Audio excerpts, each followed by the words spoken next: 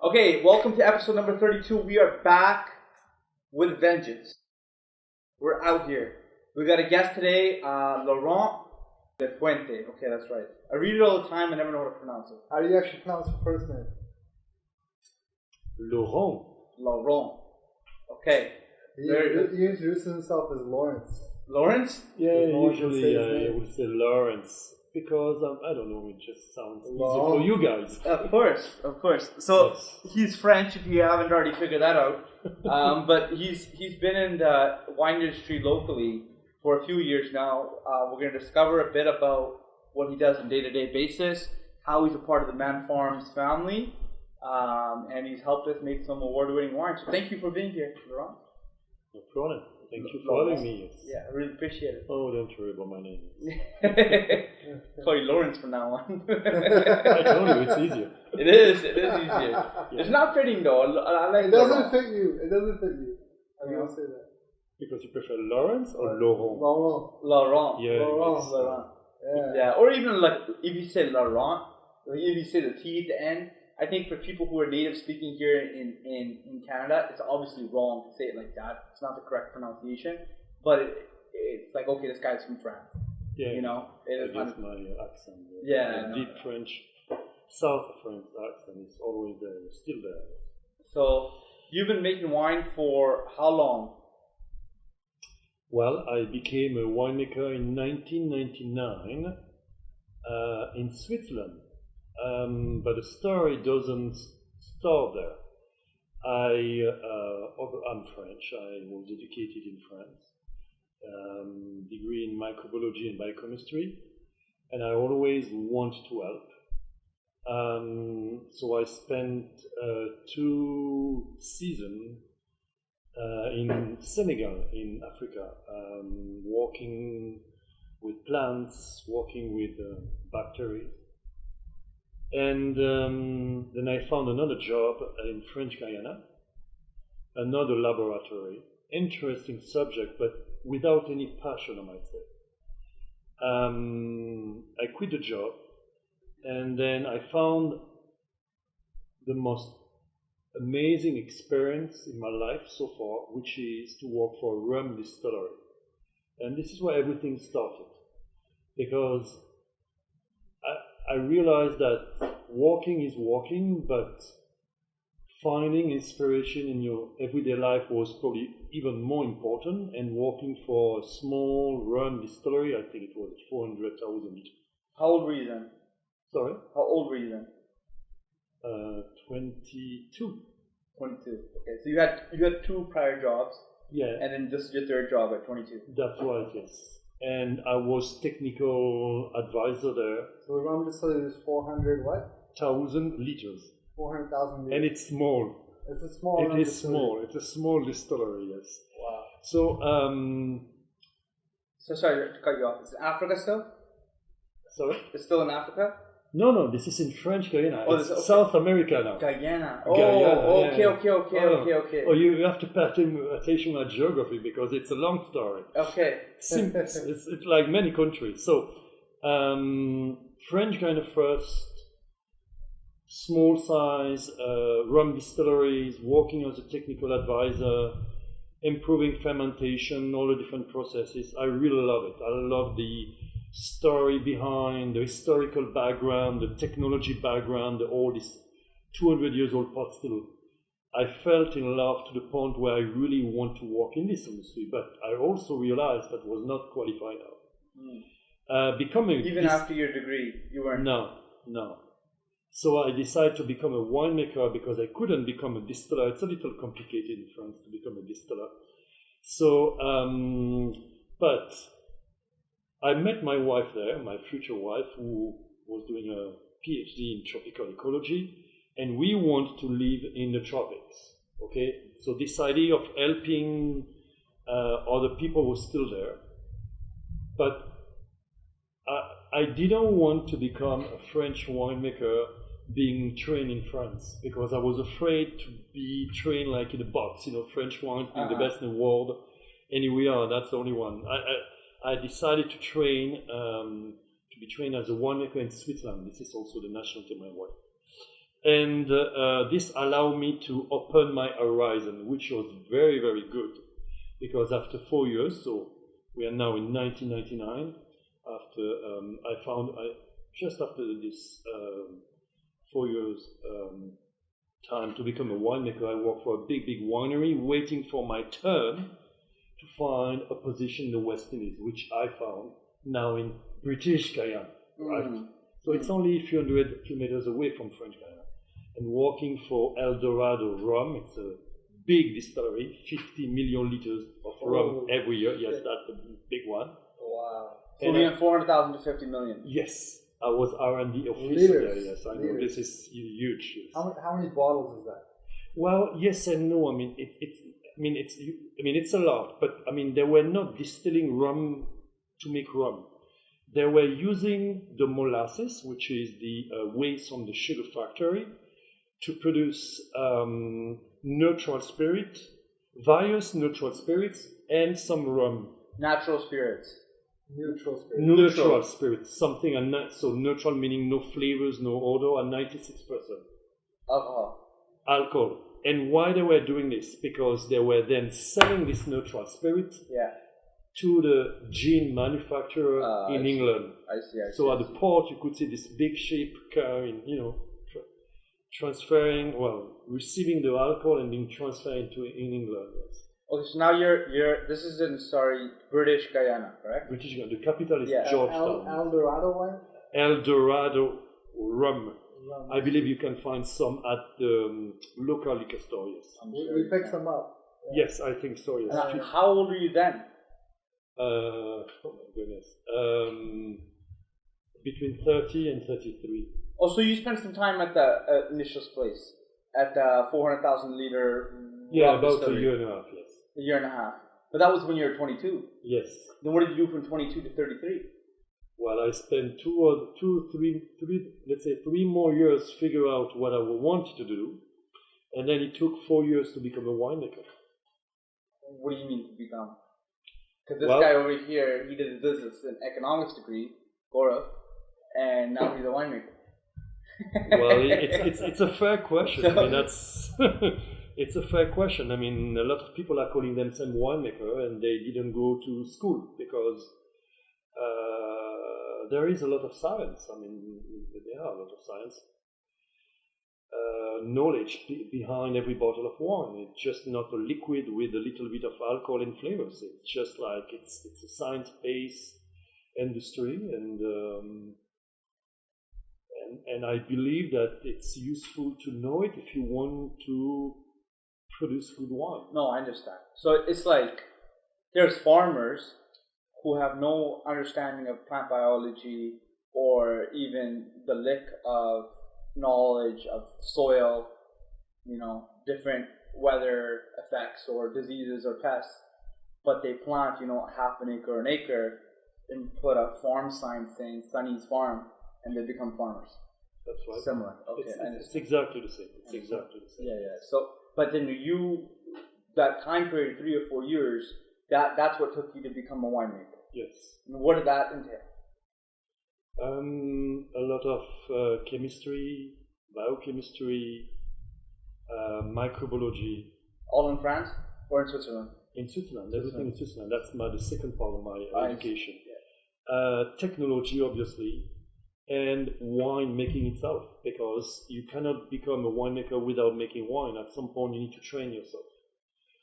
At first, you start at school, I guess, with small-scale batches. I don't know, let's say 500 liters. And then during the summer, you go and work for wineries and you work on wines, whatever you are being asked to do, to know a little bit more, and slowly you improve your confidence. But anyway, I mean, I remember most of my teachers at the end reminding me clearly that you are now a winemaker, but you will need between 3 and 7 vintages to be a winemaker, because it's a 1 year, 1 year and a half cycle. If you count the viticulture part, because there is also a viticulture part in the knowledge. And if pruning starts around, let's say, January, February, the corresponding wine, let's say white wine, will be done the year after in May, June. The corresponding red one will make, let's say, the year after September to 6 months or 1 year later. Let's say if it takes 9 months to grow your grapes from the pruning to harvest, it will take between 1 year and 3 years to make a good red wine. Yeah, I understand. And probably less than a year for a white wine. So they said that your teacher in winemaking school That's right. said you're not going to become a winemaker until you do between 3 and 7 vintages. Let's say they want to remind you to be humble. Yeah. They want to remind you that the knowledge you have, the theoretical and some practical knowledge is one thing, but the reality is another. Yeah. And I think this is what I've learned over the years. It's just like, in short, in a nutshell, the more you know, the less you know, because every vintage is different. I understand. You know, if you stick with something, you always can have experience that aids in your ability to accomplish the goal at hand. But do you think that some people have a knack for making wine, like a skill set or a gift, or some people are just talented, regardless of what you're doing is, if it's looking at a plant, or it's making wine, or it's drawing or writing or whatever. Sometimes, because making wine in a perspective is of course science, and there's lots of logic, 1 + 1 = 2, but it's an art at the same time. It is an art. I guess I understand your question from this point of view, I'm going to say. You can be easily trained to be a good winemaker, but to become an exceptional winemaker, it takes time, passion, humility, a lot of accidents, and to learn from them. We didn't mention this important part of the knowledge is tasting. So you need to know a lot about tastings, you know. Which we're going to do today.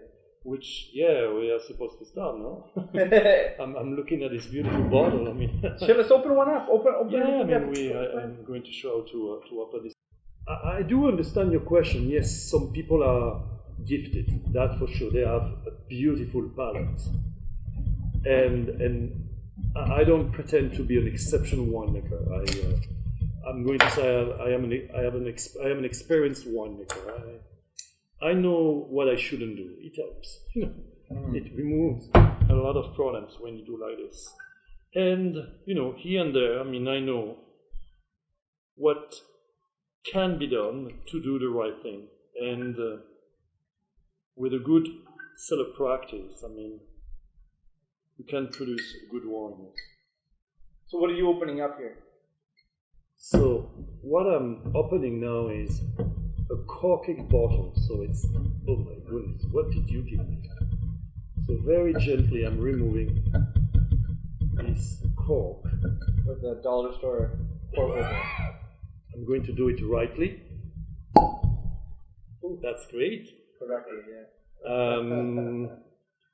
I'm sure that people would like to know about the sound of this. It's the reason being it's because it contains a little bit of gas, That's what that pop was from. What kind of gas does it contain? It's either a nitrogen or carbon dioxide. This is to protect the wine. I understand. It's not a byproduct from the wine? Hopefully not. Okay. Then we're in trouble. What do you mean by in trouble?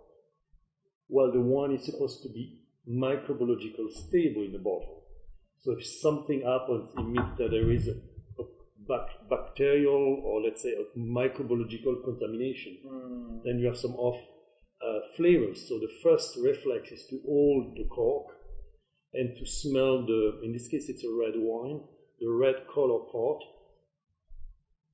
and to try to identify some off components. And one of them I have in mind is volatile acidity. It's vinegar. So if it doesn't smell vinegary, then it means the wine does not have any off flavor. It doesn't mean the wine is good. It's just like the wine is not contaminated. But sometimes when you go to a restaurant and you're familiar with the wine, but all of a sudden you try it, same vintage, obviously the same wine, but it tastes off or it tastes bad. you know, it can happen at home, it doesn't have to happen in a restaurant. Is that what you're referring to? Yes. Yeah. And this is coming from different factors. It could come from the wine itself, I don't know, and properly prepared and bottled. Cool. It could come from the storage conditions. We never talk enough about how a bottle of wine and whatever is it, I mean a white or a red bottle, is supposed to be properly stored. So usually white wine will be around 5 to 7 degrees Celsius and red wine around 10, 12 degrees Celsius. Versus, storing your red bottle of wine several weeks or several months in your kitchen. This could damage the wine. Another factor to take in consideration is the cork. Sometimes the cork is not of good quality and could bring some off note to the wine. I see. And the cork being washed with bleach can generate some characters that you will easily recognize. Yes. No, I understand. Okay, let's. So voila, so we just opened a bottle of Malbec 2018. It is from Argentina. It is a great wine country. A good practice for red wine is to open the bottle, let's say 20 minutes before, to add oxygen to the wine, to open the wine, it's called, to bring some more aromatic character, more present. I don't know if we have time to wait 20 minutes. Let's try it. Let's try it. So let's try go. it. So is it your glass? Sure. Can be. Oh my goodness, the nose on this is. I know. Well, we're gonna drink the wine as we talk. So. You need to smell it first. Wow. Maybe I just haven't smelled red wine in such a long time because I've been mostly drinking whites, but holy moly. This is Malbec, right? Yeah, it's a variety from France. It is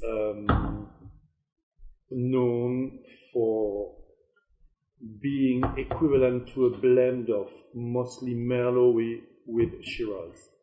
So it's super aromatic, very fruity, and with some silky tannin. That's the theory. Now we have to experience this.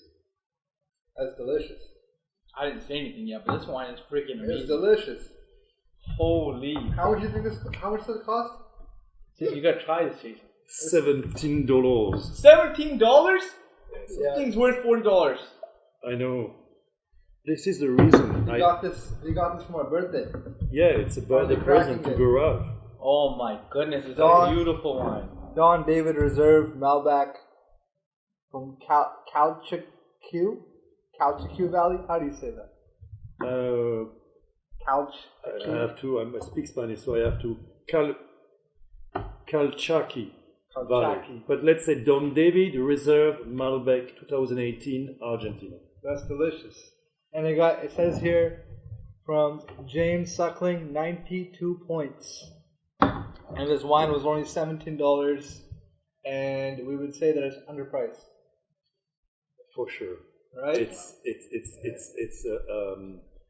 a wine that I like because I believe that it's undeniable that there is a different direct relation between the taste and the price. And this wine has a lot of great qualities, and for a very good price. It's delicious. I mean, probably we should mention that the wine has 14%, 1/4. I can feel it. Yeah. I can so, feel the finish. But and it's going to open. I have had this bottle previously, so it's truly a wine that you don't need to finish right away. You can leave it in the bottle. Let's say you can drink halfway through, leave it in the bottle, wait another 2-3 days, and it's going to be even better. This is one of the best wines we've tried on the podcast. Don David Reserve 2018 Malbec. You gotta drink it. Yeah. So how did you end up at Maan Farms? How are you here in 2020? I'm here. July 22nd. Well, after my 3 years experience at El Dorado Rum in British Guiana, I had an offer, a position in Antigua, to work for a smaller size rum distillery. I ended up there finalizing the blend. It's called English Harbour 5 years old, another product you can find in liquor store from Antigua. And we won 2 double gold. Wow. 2004, 2005 in San Francisco. So I started to become famous. Or at least it was a time where I realized that, okay, I have some interesting skills. But as you can see, I was in the spirit business. That was my passion. It is still my passion. So your passion. Spirits over wine, or producing liquor in general? Because this is when you're still.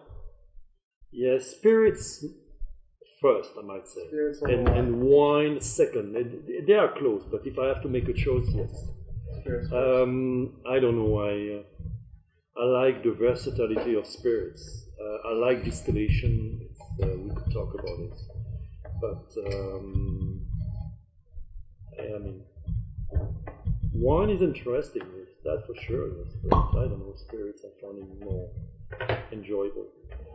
So Antigua for 2 years, and then I migrated to Canada in 15 years ago. In fact, this year in 2005, in June, Calgary first.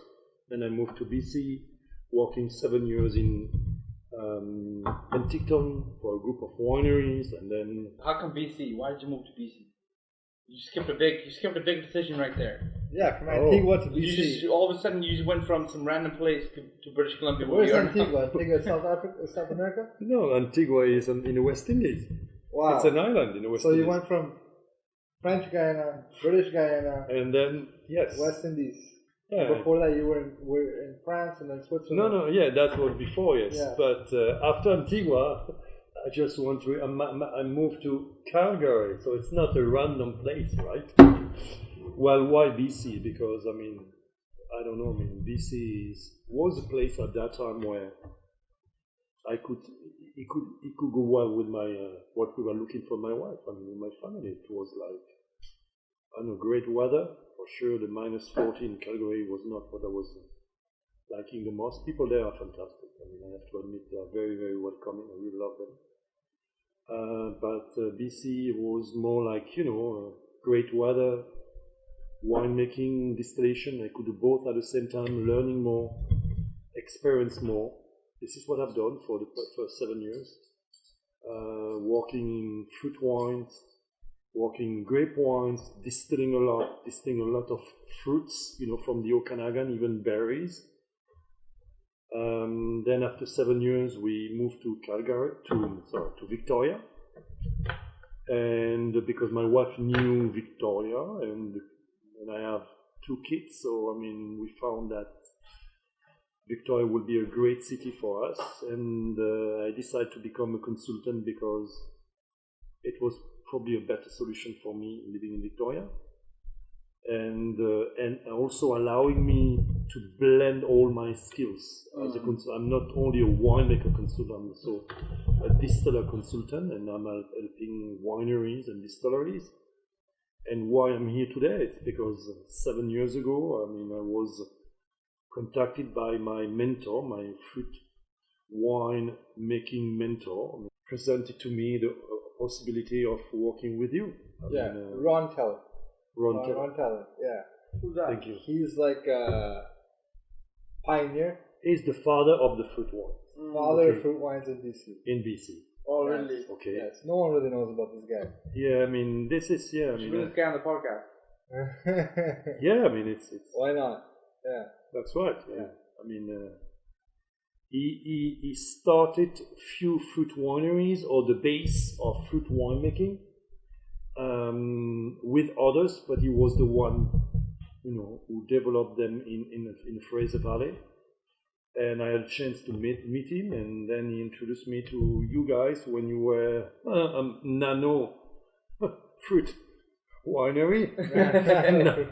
Like what, 100 cases a year? Yeah, nano. I mean, that's right. That's right. That's very you know, You were doing the winemaking in a room that was what, 10 by 10, 10 feet by 10 feet, no bigger than this, Yeah. I think the lab was bigger than the winery. Very likely. Very likely, yes. So, and here we are. We started this beautiful journey together, Great. And it was an honor at that time because I thought that it will help me to improve my skills in winemaking, fruit winemaking, and we learned a lot. We started from scratch, like literally from scratch. We do have some beautiful memories doing winemaking in the winter, outside under tent, surrounded by snow, without any water, and still doing the filtration, and slowly going up in quantity, in quality, and humble beginnings. Humbles, but humbles that we still remember every day. That's correct. That we don't discard easily. On the contrary, it is I believe it's our strength. It's just like it's another level now. We almost passed the micro winery level recently. We are small to medium size now, but we still keep in mind this. We have fresh memories of this time, because it humbles us, and at the same time it gives us the strength to go further. And so it's good. We look, we have a bright future, but we look behind on a regular basis to make sure that we keep the process right all the time. It's important. So do you work? You said you work with different types of alcohol producers, and your time spent, is it evenly spread across the board, or are you spending more in a different type of producing alcohol producers than others, or where do you spend most of your time? The most important to me is to always be on location. As much as I can, I go and visit my clients. I talk to them. My clients are also my friends, because I believe that if you cannot have a good relation or a friendly relation with your clients, you cannot make a good product. It's impossible. And the number two reason why I do that, it's because I don't come up with a set of ideas. I'm very creative. This is one of my strengths, but my creativity is adapted to your needs as a client. Okay, so I listen to you. What do you want? And I'm going to propose you options. And I think that this is the best way to be successful. And I recently heard a good way to put that is, people can create very novel ideas, and if you have a scale, and that can be on the novel side, and then there on the other side, it can be a very repeating idea. Like this table, for example, it's very simple. It has 4 legs, and it's just a tabletop. So if I'm going to produce a table, I would say I'm going to produce a table with 4 legs and a tabletop, right? So it's on the novel side. Sorry, it's on the practical side. So when you're trying to think of a new idea, it can't be too creative, because if it's too creative, you won't ever be able to practically use it. And if it's too practical, there's no point in having the idea because it's already been made. So you want to kind of be in the middle, or on the more creative side of things. And that's how people who think of creative ideas have to, because I'm sure you have a million ideas in your head about something particular, or you've been working on an idea maybe in your subconscious mind, but sometimes, it'll just come to you, or you'll have a conversation with someone and it'll just kind of blend together. And that's like, I think in my perspective, that's how I think about creativity and practicality and finding a middle ground in the middle, right? And it's a lot of thinking. It's not easy to come up with an idea which is practical and still creative. And sustainable financially. Yes, exactly. Exactly. Well, that has to do with the practicality side of things. You can think of any idea, but it might not make money. Right? I agree. So it takes time. It's practice, and you're right, a lot of conversations with people, and I think it's like Santa Claus. You need to have your bag behind you, keep all the presents behind, and at some point you realize one idea is more adapted to than the other one. I mean, I believe that today we have two great ideas and they are not ready for now, but I think we have the concept, you know.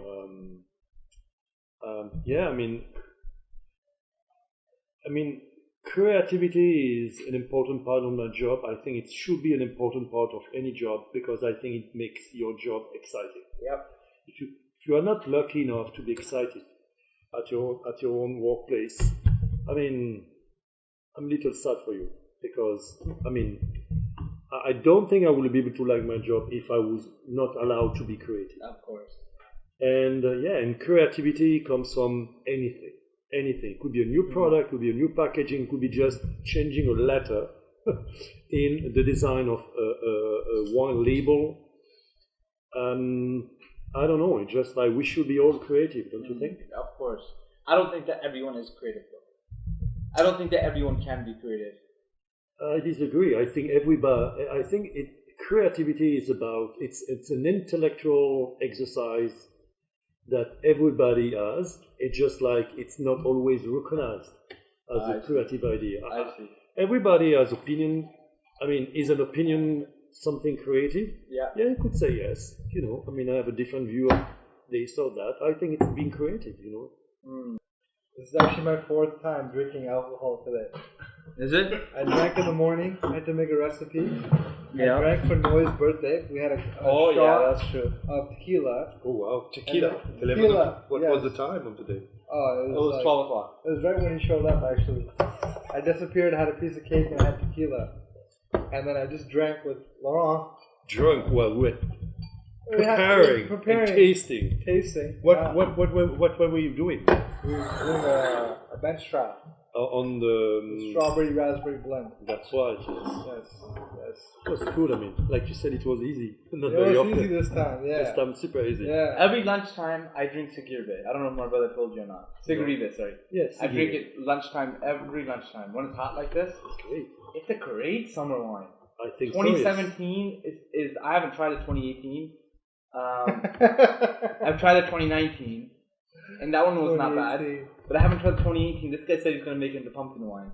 But I really like the 2017. I have a bottle of the 2019 that's unlabeled at my house. I'm going to open it up tomorrow because I finished my 2017. Yeah, well, you're becoming like a French. You know, a glass of wine at every meal. That's right, at lunchtime. Well, yeah, now at every meal pretty much. But This one has a really nice nose, by the way. okay, so this is Cheers, by the way. I like the sound of it. Louis Martini, Louis and Martini, Cabernet Sauvignon from Napa Valley, 2016 vintage. It is. What is this? This is Cab Sauv. Cab Sauv. So okay. She said this is a very well balanced wine. It starts off half decent and it ends with a nice finish. And as well, she really emphasized the smoothness and the balance to it. That's what she emphasized. So, I got this one specifically because it's from California, and also it's from Napa Valley because I have experience from going to California. I think I've been there probably 3 times, and being at the different wineries and then looking at the different geographical locations of Napa, or like Sonoma, or what was the other place we just went? Healdsburg, and then Sacramento and San Francisco, and then also Oaksville and even San Diego, or Santa Barbara. And going to all those different places, you kind of get a feel for the geography. And obviously, being in the agriculture industry, you appreciate weather and temperature and agriculture and how that affects the final product. So that's how I look at my wine now after traveling and seeing different things. This smells like really, really good barbecue. Is it? It smells like really good barbecue. So I won't tell you the price, but I'll ask you guys to read it. Good. It's good. Really good. It's very jammy. Yeah. It is a bit jammy, right? Not as jammy as the other one, but this one has some very interesting tannin. Oh, you feel the tannin now? I know. Holy shit! I know. This is why I said barbecue. Yeah, it does, right? Wow, It's calling for a barbecue. It almost tastes like medium toast oak chips. It smells like that. It smells like the oak chips. Yeah. Right? I know what it smells like now. You know, the beginning is I think this one and that one are complete opposites, but the middle is quite same. Whereas this one has a really smooth finish, where I felt like the Don David, because it's higher alcohol percentage, had a bit of a more stronger finish. And probably because it's younger vintage. Guess, Oh, that's true. guess the alcohol in this. 16%? No, guess the No. alcohol in this. Just to alcohol. I would say 13%. What do you say? I would say 13 and a half, 14. I already knew. 15%. This is deadly, right? Well, it's I don't deadly. know. I mean, I don't know. I come from a culture where wine, really I mean, good. European culture where wine shouldn't be more than 13%. I feel confused by such a high level of alcohol. I think that the problem of this is that after one glass, it's like if you don't eat something with, Yeah. you know, At the Yeah. end, it's almost like you're breathing something warm. Yeah, no, I agree. If you breathe, it feels like it's warm, Yeah. right? I don't care for a high alcohol content wine. It doesn't, to be honest, it doesn't really matter to me. I'm not gonna drink half a bottle in the city. I'll drink a glass, maybe 2 glasses. You know, it depends on the occasion. So I don't really think that a really high alcohol percentage, like 15, 16, is something that I look forward to. I would like to have an easy drinking wine, something that I really prefer the flavor for, and this complements my meal and the occasion. I agree with you. I Yeah. think that's, to me, a good bottle of wine is when it's calling for food. Yeah. Yes. You know, the pairing exercise is as important as the quality of the wine. And you might find that the wine is just like so-so. When it's paired with something perfect to go with, it tastes delicious. Yeah, no, I agree. And the contrary is also possible. Like you could have a great wine if it's wrongly paired and the wine doesn't taste that great anymore. I think that Maan Farms or a company, you know, maybe like Restaurant 62, if you think of a higher end restaurant, should create a food pairing menu with wine and provide that experience. It's a wine tasting and food pairing, and charge $150, $200 a bottle, or sorry, a person. A lot of money. I think that would be an experience on its own. To go and do that maybe once a year on a special occasion, because just like you're saying, I've done it before. Is when you've had a really good wine with a very complimenting food, like you remember it. I agree. You really remember it. It's like, wow, what did I just, like, you get to eat some more of whatever you just had, and you get to try the wine again, and it just keeps coming back.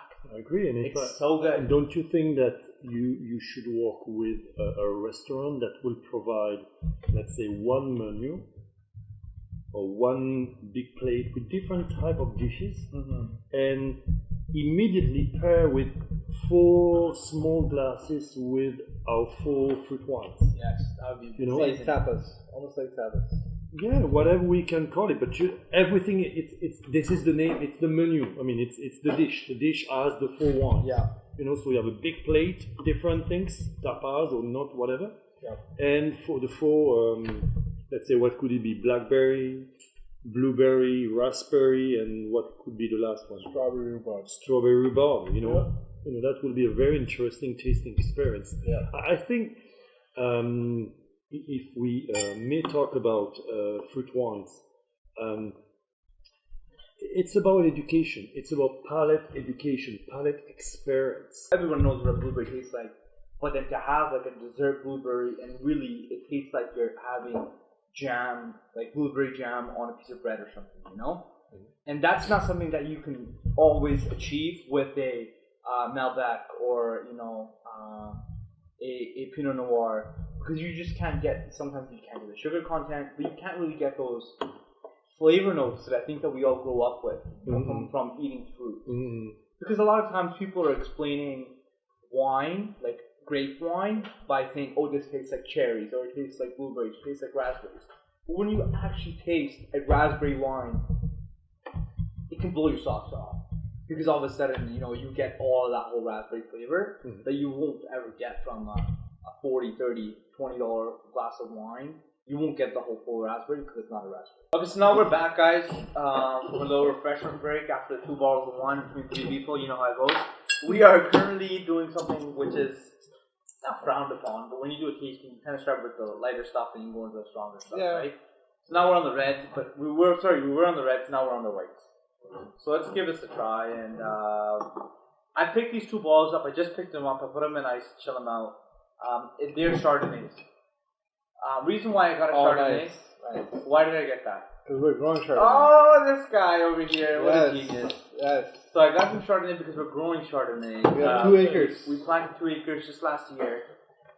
And the plants are growing well. Yeah, they're They're growing nice good. and green, look like trees Trees, yes. They're growing good. Have I spent a lot of time on them? No. But have I done the bare basics? Yes. We pruned them. We provided fertilizers. I think I will provide another fertilizer application. Probably need some water. And what we're trying to do with the plants after you plant them is just to grow the first, I forgot what it's called, but it's the first branch that next year will actually have fruiting branches off of. So this is the process behind growing grape plants. I think this is essentially growing the first year. The year before is just planting. The first year is, in fact, invisible. Correct. The first year is about growing the roots. Correct. So the first branch with 10 to 20 leaves will be utilized by the photosynthesis to build stock and grow the roots to be able to pass through the first winter. And then from the second year, then you can see some serious growth. Yeah. The plant can grow higher and higher every year, and to the moment where it's able to produce grapes, usually around year 3, 4. I mean, it depends. Year 3 with the invisible year or without the invisible year? Including the invisible year. So next year, you're saying? Yeah, well, next year you will have few grapes here and there. Usually the grapes are not that great for winemaking. They are being blended for into a neutral tank for topping barrels, purpose, and all the things like this, blending purposes. In the case of your Chardonnay, let's say ideally by year 7 we will have a very good wine. Got 3 more glasses for you, if you don't mind. Sure. Year 7, you said we'll have a very good wine? Very good wine. So probably year 5, year 6 will be good, and year 7, I guarantee awards, gold awards. Very good. I think you just said guarantee. Okay, I'm holding you. I just signed on the bottom on the table. Want this one too? Sure, I'll try a little. Alright, cool. I think people need to understand. A lot of people do already know this. Anybody who hasn't tried wine before and looks at the wine glass, who's listening to this, I think it's something just simple for you to understand is that a Chardonnay, a Malbec, or Pinot Noir is a variety of grapes. It's a variety of a fruit. That fruit, if it's produced in Alaska or if it's produced in California, will have very different effects. Those effects and results, meaning the sugar content, the tannins, the thickness of the skin, the sourness, acidity, exactly, all those things. That's really cool. So now, as what we're doing right now is we are currently trying 2 different Chardonnays in 2 different areas. And the reason why I got the Chardonnays is because, like Cork mentioned earlier, is that we have our own Chardonnay that we're growing here. And it's just something for you to understand and know the different types of potential that this variety of grapes can have. And it just kind of gives you a scope of what your goal should be, you know? Yeah. No, something you mentioned is that the grape is different in California and Alaska. Yes. Right? But it's still the same mother. Still the same genetic makeup. Right? Correct. Still the same mother. What is Vitis vinifera. Vitis It's the vinifera. same plant. Oh, the Latin. It's all the same. Learn Every Latin. single variety of grape, Merlot, Cab Sav, Malbec, everything comes from Vitis vinifera. Yes, I know. Right? But now I want to talk about fruit wine. Fruit wine every single plant is different. So a blueberry is different from raspberries, the actual mother plant. Same with raspberry, same with strawberry, same with blackberry. They're different species. Different species, Yes. right? So with winemaking, that brings its own challenges. No, I understand. And it's like I mentioned this to you, I think, when we first started producing grapes, or started producing fruit wine. We were producing blueberry wine, I think maybe second or third year. Yeah. I said, okay, let's call our blueberry wine that's made from Duke berries our Duke wine. Yeah. Call our blueberry wine made from blue crop made our blue crop. That would be the exact same thing as that the wine industry is right now, is that they're all grapes, but they're different varieties. That's why they have different names. And like a winery, I think, I can't remember the name, but someone in Chilliwack area does this. Yeah, I know, Ripples. Ripples does this, right? Ripples So they make a blue crop wine, a Duke wine. I think that's neat, especially for the locals, because they'll grow up and they'll try Duke berries, and then they go to the winery and they experience Duke wine, you know? Mm-hmm. And it's something that's kind of, it's another level, it's vertically integrated. Yeah. I think that's cool. No, what I'm saying is, that's the difference between a fruit wine and a grape wine. Very true. Right? So fruit wine comes with its own challenges. What we're realizing as a fruit winery is fruit wine has never been mainstream. We're trying to make it mainstream. So when it comes to that, research is very minimal. Right? We're running into challenges. No one else has faced those challenges before. So we're like pioneers in the industry. You know, so that comes with making fruit wine versus grape wine. Grape wine, like you said before, has been around for thousands of years, right? But fruit wine comes with its own challenges. It is, yes. Right? So we're trying to break that mold.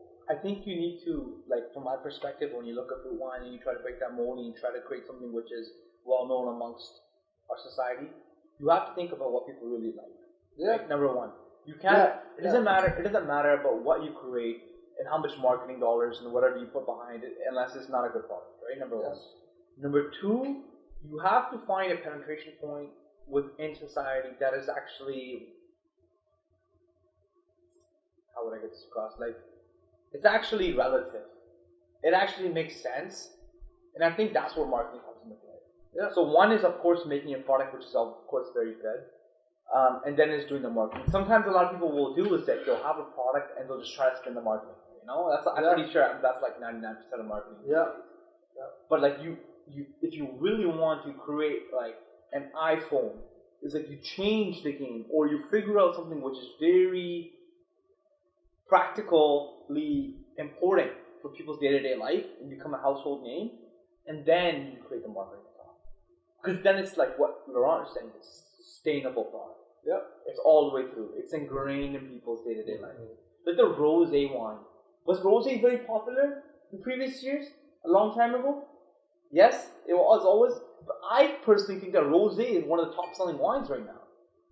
Am I wrong? I don't know, but I think there's a lot of marketing dollars put behind rosé recently, just because it's a wine which people who are younger drink. Because it has a funness to it, you know? It's got that color to it. It's got vibrant to it. It's like youthful. It's an introduction wine, you know? Yes. For people, for the young generation not knowing about grape wines, rosé is the wine to start with. It rolls off your tongue. funky. Yes. You can play with, you can make sangria, you can drink it with everything, morning, afternoon, night, you know. Very true. You can even go to the club and drinking rosé. It looks fun, you know, even sparkling rosés. Yeah. So, shall we start? Yeah, what I'd like to touch on your point, you can make a really good product to have marketing. So the head buyer of Sale on Foods was here yesterday. Yeah. First thing he said, that winemakers make a wine that they like. And that's not necessarily what the public likes. So I told him, I've done this many tastings, I have this much knowledge. And he said, you're already ahead of 80% of wineries out there, because you cater to the customer, you don't cater to what you like. Yeah. Right? So that's huge. You know who the customer is. And the marketing is big too. He also mentioned the soccer mom syndrome. Yeah. That's what he mentioned. Yeah. Right? So he said that everybody wants to look skinny. If they're not skinny, they want to be skinny. If they're skinny, they want to be skinny. So he said they have a cider they introduced into the market. It's called Infinity. Right? And this cider, the way they market it, there's less calories in this cider than an apple. That's how they market it. And he said this is one of their best-selling ciders. Best-selling products for sales foods. Interesting. So the way that you make the product has to be not what you like, but the customer likes. Yes. And the way you market it is very important. No, that's a very good point. It's very important.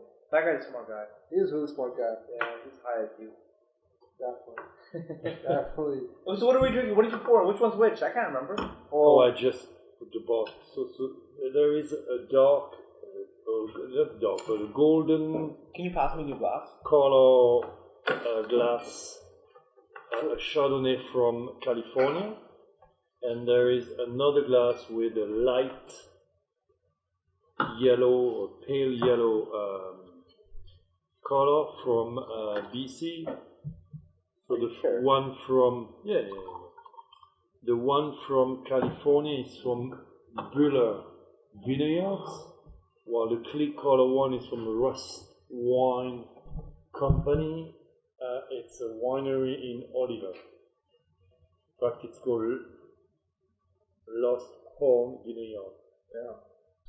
I got recommended these two wines, but I chose a location. So the reason why I chose the first one that you mentioned that's from California, it's actually from above Sacramento.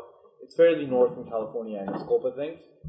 If you try a wine which is from California and they just say it's from California, it doesn't mean that it's gonna have a generalized California taste. It has to be for a specific reason. Because if you're used to drinking Napa wine and you try a wine from San Diego, it's gonna be completely different. Well, it might not be completely different, but it might have way more temperature to it, where opposed to something from Sacramento or San Francisco happens. So I chose this Chardonnay grape because I know that if we were to ever produce Chardonnay wine here, it's going to be much closer to this than it is something from Santa Barbara or even lower, San Diego. Yeah. So that's why I chose that. Yeah. And this one over here, I just said, hey, listen, what's your best Chardonnay in BC you think? She's like, I think this is the best. It's a great price point. I got recommended to it. You should definitely try it. Cool. Okay, let's give it a try. Okay, let's give it a try. I think something that gets overlooked here is the color. Yeah. You know, a lot of people look at a wine and they don't realize the color is telling you a story. Yeah. Right? It's telling you a big story. Let's have the wine and then I think you should talk about the color. Okay, so we start with the BC wine. Sure. The clear color one, the pale yellow.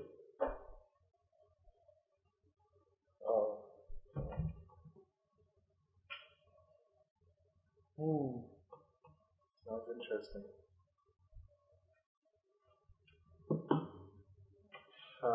It smells like it's been made in your basement. It's not very intense. No. It smells like, you know, if you made wine out of a carboy, it smells like that. Out of a what? A carboy. It's basically like a jug. Home brewers make it. I don't know why it has that note, but it has a little bit of that. It's not very intense. God damn, this is good wine. That might just be me though. You guys might not like it, and I'm totally okay with that. It's definitely different having the red than go to a white. It is. That's why I swirled. I flushed my mouth out before I. This is pretty good. It's good. It's good. It's nice and smooth, easy drinking. There's some creaminess, some very lemon. Ooh. Yeasty, bready. Yeah, apricot, you know? Mm-hmm. Apricot, yes, this almost peachy. Yes. White peach. Oh, this is so good. It's great. It's great. This is so good. It's funny because the way you describe it, I was a little nervous. No, I was too. It's just a discreet nose, you know. Yeah. Holy shit! This is deadly. I feel like alcohol is like 11%. No. It's No, it's 12. It's got to be 12. 12.8. Wow. It's hiding behind some sweetness, that's for sure.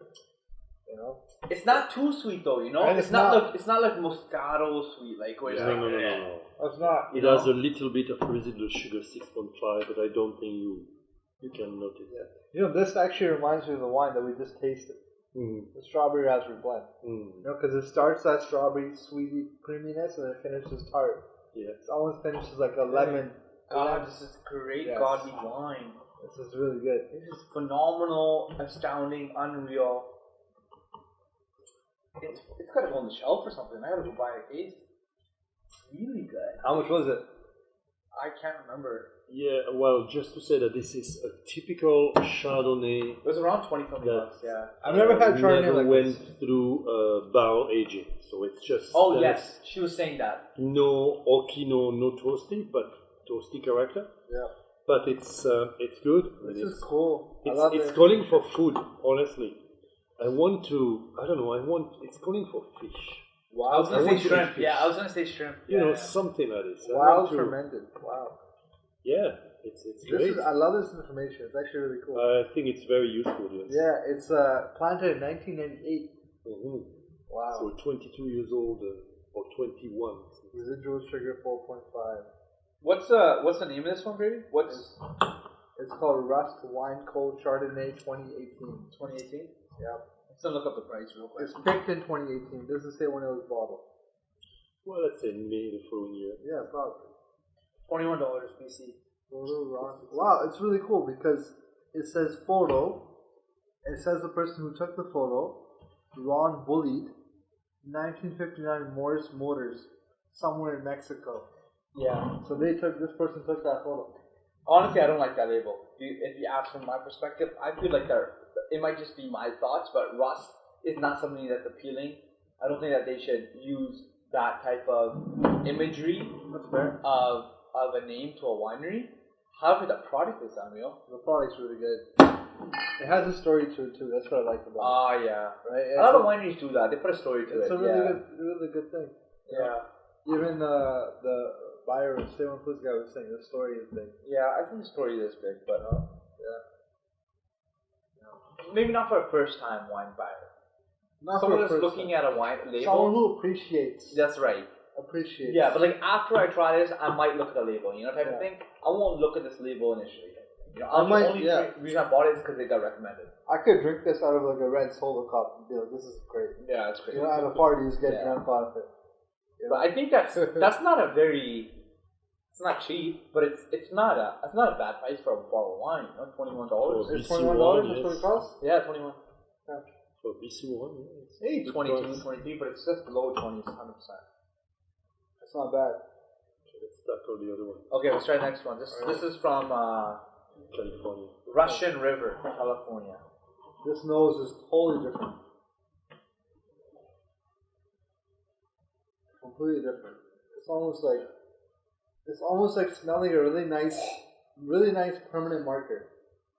Is that what you smell? It smells like a really, really nice permanent marker that you could get infatuated by. I feel like this nose is a little lighter than the other ones. More intense. This is nice. Gordon has a big nose, so I trust it. It smells like a smelly sticker. That's what it smells like to me. Like orange. So acidity is lower. It has some oaky notes, creaminess, and the alcohol is 13.9, so almost 1%. For some reason, olive comes to my mind. Like Olives. green olive. I agree with you, me too, yes. Yeah, green olive. I don't know if that's what you should pair with it or that's what I'm tasting, but I think I prefer the BC one. I like the I do BC too. one too. I do too. Like Yeah, every day of the week, 100%. Yep. I'd give this wine a passing grade. Yep. Yep. You could sell it. But actually, you know, Laurent, I don't think that this wine is to come back to the Chardonnay, to the gene thing, you know, to come back to the variety thing. I don't think this wine's any good. No, I mean, there are two comments. One is that the wine is not faulty. Yeah. So the wine is well done. It has its own style. So it's low acidity, high alcohol content, some oakiness, but not too much. But it has very, very low acidity. So it has a kind of flavish note, which is, normal because, like you said, it's California, so it's hot. And a summer, hot summer will burn the acids in favor of more sugar. So I believe the second part is that I believe it's a matter of balance.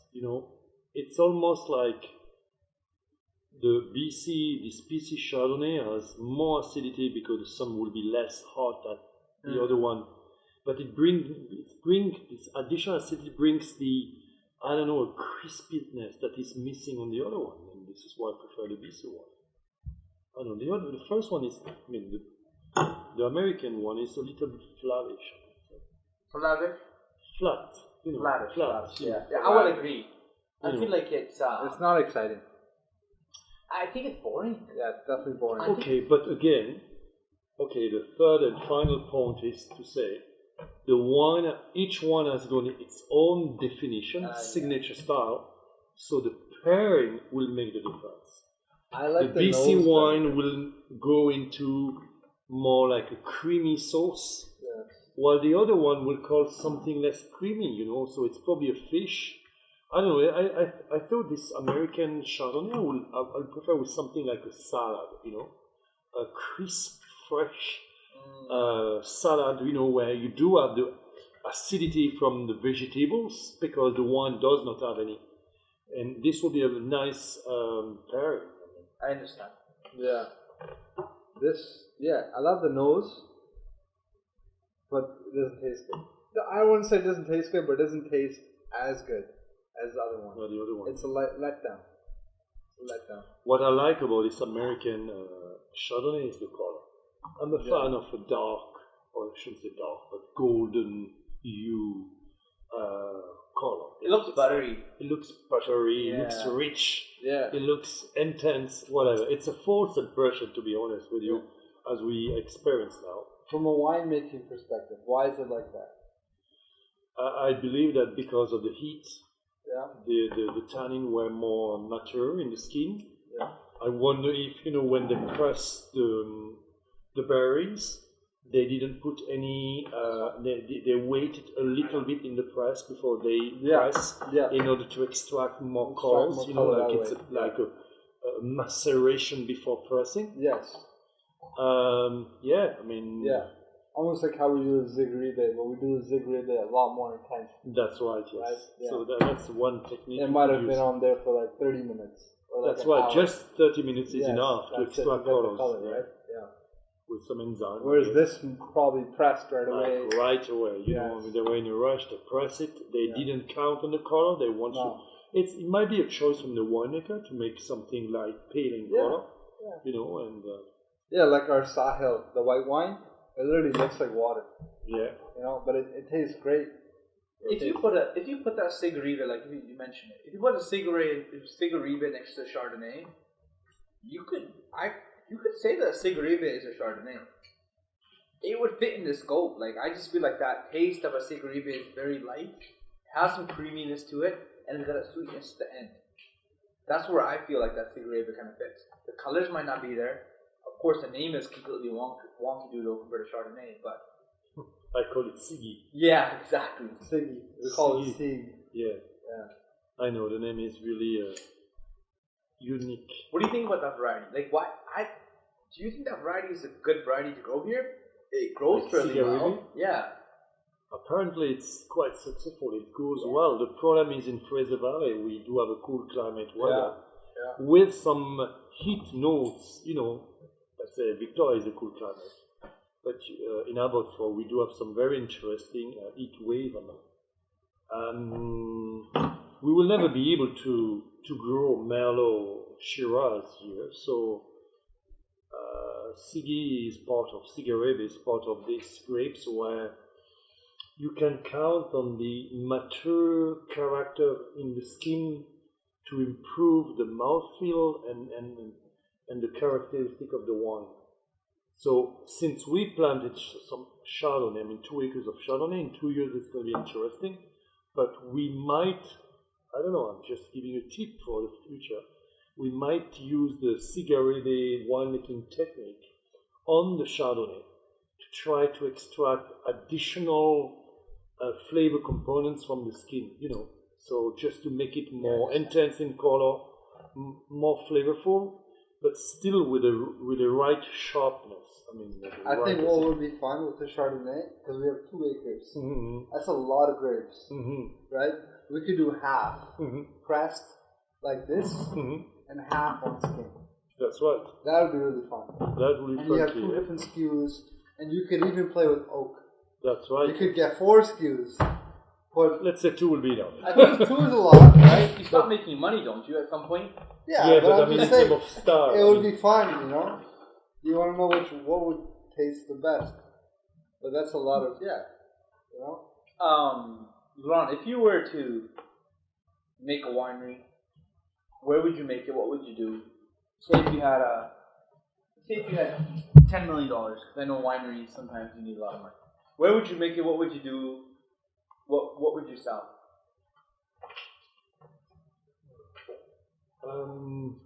First, I know it will be red because I like red wine. I know that winemakers are making wine for themselves, but I don't know. I believe in the tannic structure of red wine because it gives you something to drink, but something to eat. I mean, the tannin are very good for the heart, very good for your health, and you don't need to drink a lot to take advantage of that. I'm going to say Argentina. I think I will do it in Argentina. So you'd move there and you'd make a winery? Yeah, I think so, yes. Nice. I mean, I don't know. I don't want to do it in Europe. I think I will be more creative in Have you been to Argentina? No, it's something I'm planning to do. I mean, in 5 years, that's my next move. I mean, my next tour. I actually want to go to Argentina. Oh. And take a boat, go to Antarctica. Oh, wow. Is it close? That's the closest way you get to Antarctica. Yeah. And then I would be on every continent. Yeah. And that's the whole point. That's the whole point. I agree. I didn't think about it. Go to Antarctica. Yeah, so, yeah. But that's something, yes. No, Argentina will be the country. I mean, it's gorgeous there. I mean, I like the culture there. I mean, Spanish. Yeah.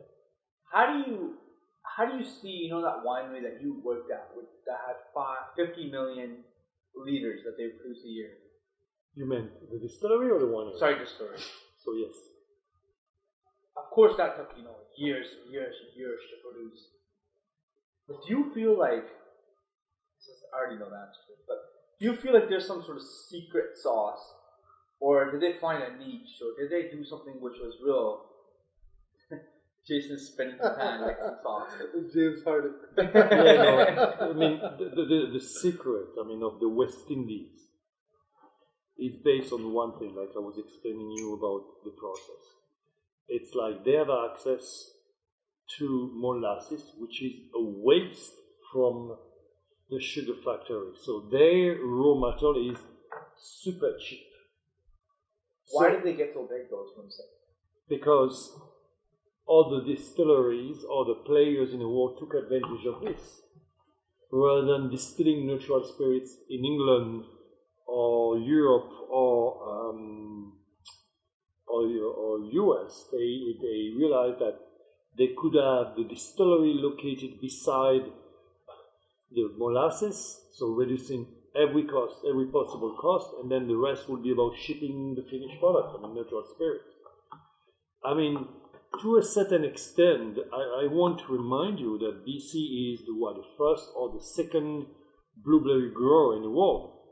So I think that if we look at the same, let's say, perspective, for us, the very long-term success is to develop a blueberry wine, or just blueberry wines in general, and try to make this product the everyday wine for the population.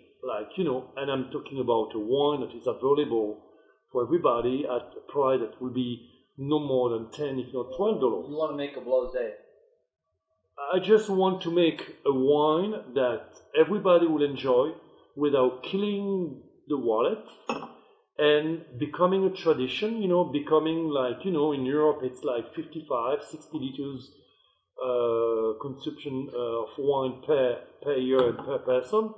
Why not giving us the challenge? We produce, 187 million liters of blueberries. So we do have access to infinite amount of blueberries. Oh, 100%. And I mean, that is the next move for us in 5, 6, 7 years. Right now, we try to reach the 10, 15,000 cases threshold, becoming probably one of the biggest fruit winery of the year. But now to move to the 100,000 cases, I'm going to repeat to 100,000 cases. It's about finding one wine you produce in large quantity, you distribute to your entire population. You know that blueberries has a lot of health advantage that is also still present in wine. We shouldn't say that too much, but it's true. And selling it to the entire population in BC, if not Western Canada. And this is how we will become, a bigger company, and we can then distribute this idea of producing a healthy product, wine, to the world. And I think there is something to think about it. I want to cheer for the invitation you thank you very gave much. me. The one was very good, very instructive, and I really had a very, very good time. And I propose you that I will come back another day. Oh, there you go. Yeah. Episode number 31. It was great sitting back at the table and having a conversation. I think let's try to do the same exact thing next week. Yeah. With another guest. So let's try to do that. Yeah.